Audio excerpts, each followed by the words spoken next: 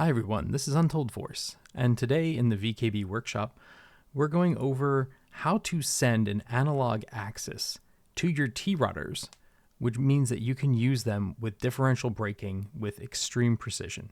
So if you're fortunate enough to have a Gunfighter MCG Ultimate, which has a brake lever, I'm just going to click Test, and I'm going to go to Axes. Of course, this is VKBDevCfg. I've covered this in previous videos. If you don't know much about it, download it off the website, play around with it. There's a ton of things here. Now, this is a freshly defaulted stick, so I've just did basic calibration. It's not a perfect calibration, as you can see. But if we look down at the bottom, there's slider 2. And if I pull the brake lever, we can see that that can give us a very, very precise and smooth brake input. Now, what I want to do is I want to send this precise and smooth brake input over to my T-Rudders. So I'm going to click the T-Rudders, and we'll load up the axes. And under the T-Rudder, there's only really one axis input, and that is the axis X input. That's your main left and right rudder input. So I'm going to go and press left, and then I'll press, that's all the way left, back to center, all the way right, back to center. And of course, you can do any combination thereof. You can go just a little bit to one side or a little bit harder over to the other. But what we want to do is we want to send that brake lever axis from the Gunfighter. Now, this doesn't have to be a Gunfighter. You could use your Gladiator SCG. You could use the little mini throttle on the base of the Gladiator and send that over to your T-Rudder. I'm just using the brake lever as a great example because, well, it's what it's for. So don't feel that you're limited because you don't have the Gunfighter MCG Ultimate grip.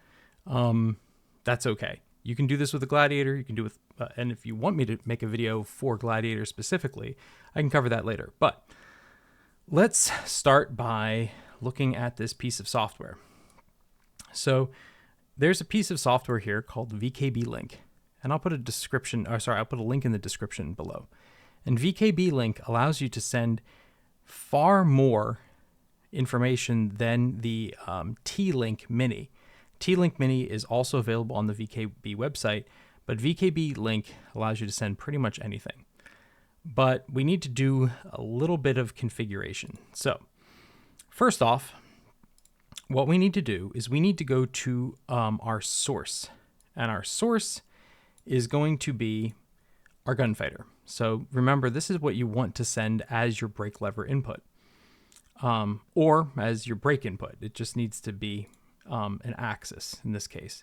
If you want to use a button, T-Link Mini is a great app for that. You can bind it in just probably 30 seconds and you're ready to go.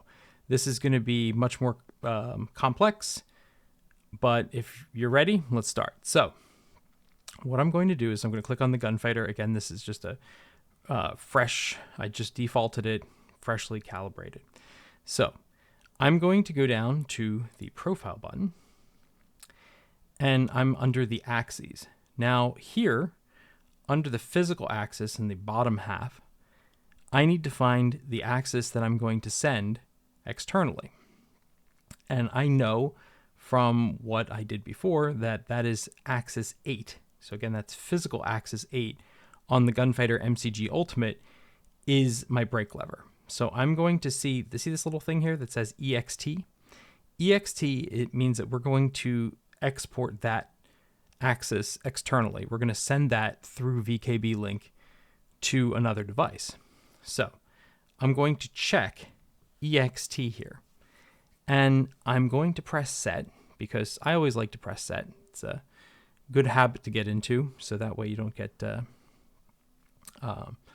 have things that might depend on you writing that data to your joystick and having an issue. So the next step that we're going to make sure is we're going to go to global. Again, this is for the MCG Ultimate Gunfighter, or whatever your source is. And now we're going to go to the external tab under global.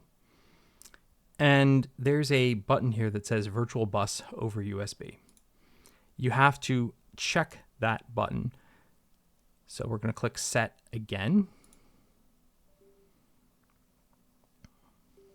And now that's done, we're going to pull up the VKB Link program. Now, I've created a backup of my existing setup right here, but this is so I deleted the actual working INI file where it saves everything. So this should be a fresh install. There we go. All right, give me 1 second. Let me move everything over here. So we've got good view. There we are. All right, so this is absolutely fresh. And let me explain how this works. VKB Link has a source/slave. That is the source for the data. And then it will be sending it to a target or the master. In this case, I'm going to be using my Gunfighter as the source, and I'm going to be using the T-Rudder as the target. So again, let's go and click there in the source box.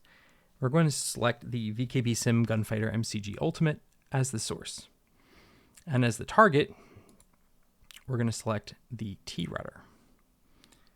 Now we click Start. Now there's something very important here, because there's a number. We're going to keep in mind that this 1.37 will be important to the next step. Okay, so now we're going to go back to VKB Devcfg. We're going to select our T-Rudder, and what we're going to do is make sure, I don't believe this is necessary, but I'm going to click virtual bus over USB because I almost always do that for all of my devices. The next step that we're going to do is notice how under the global external panel, we have a few different things available. I'm going to create in the next available spot, and that is the number 3 position. I'm going to create a new virtual device. And what I'm going to do is this is going to be the device where we're going to import that axis that is being sent through VKB Link. So first, I'm going to click Generic Device. And then under Port, I'm going to change it from US Art to Virtual. And now I'm going to put in the address settings that are here. Remember whenever I said, let's remember this 1.37, this is where we have to put it in. We have to put in under the first address high, we're going to put 1. And then under the address low, we're going to put in 37. And then over here, we have to specify the number of axes that we're importing. We're only importing 1 axis.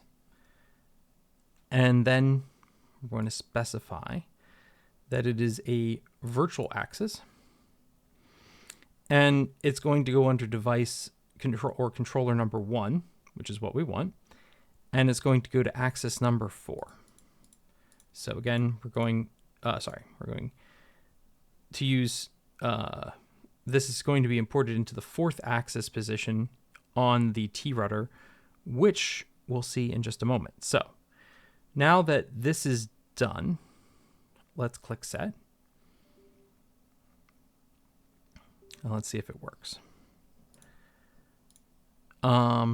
So again, I'm doing this along with you. Oh, so we don't see the axis yet.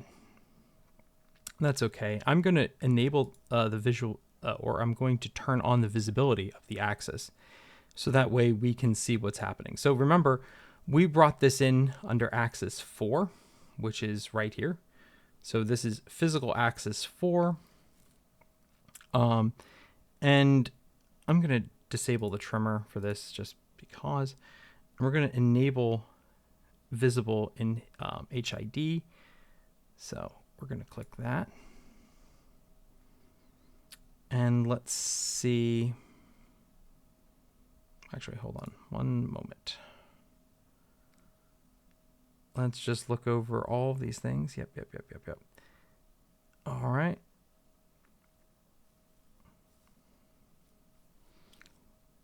So physical axis 4 is here. Now, another thing that we can do is we can auto calibrate this axis. So I'm going to check the auto calibration for it. And I'm also going to check visible. So let's see if this actually works.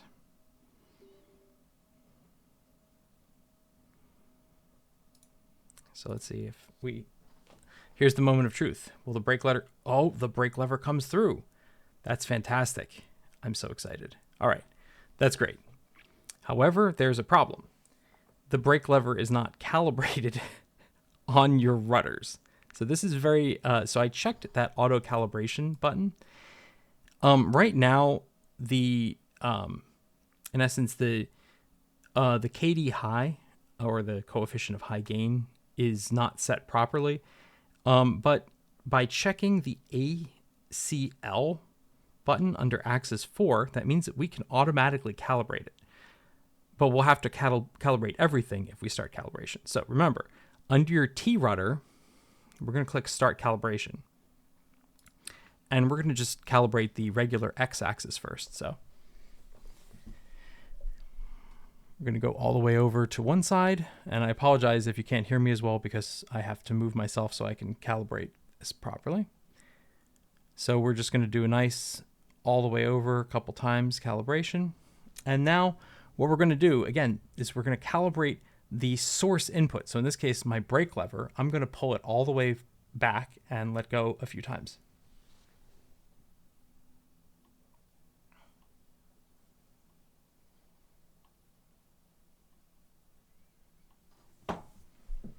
And now we'll click End Calibration.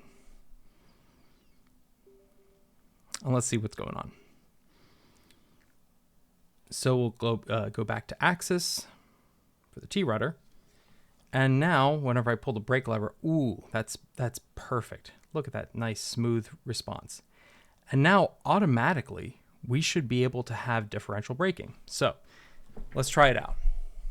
I'm going to just show you what differential braking is. I'm going to notice how if there's no brake lever applied, there's no brakes. Now, differential brakes.